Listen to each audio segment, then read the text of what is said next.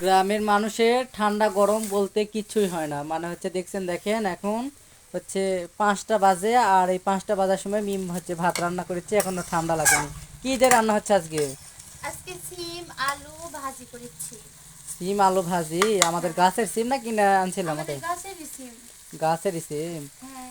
ওরে আল্লাহ, দেখেন গ্রামের কিন্তু এত সুন্দর সুন্দর মানে সিম, মানে নিজের হাতে তৈরি গাছ আমরা লাগাইছিলাম, সেই গাছ থেকে সিম উঠছে, সেই সিম দিয়ে হচ্ছে রান্না হচ্ছে।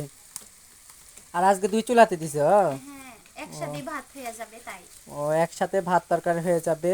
আর হচ্ছে আমাদেরকেও দাওয়াতও দিছে, ওখানে আমরা দাওয়াত খেতে যাচ্ছি না, কারণ মানে বেশিরভাগ মানে মেহমানের বাসায় বেড়াতে যেতে আমাদের ভালো লাগে না, মানে এই জন্য আজকে রান্না বসায় দিছে, রান্না হলে পরে আমরা খাবো।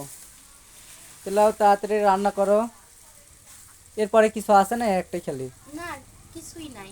আচ্ছা তাহলে।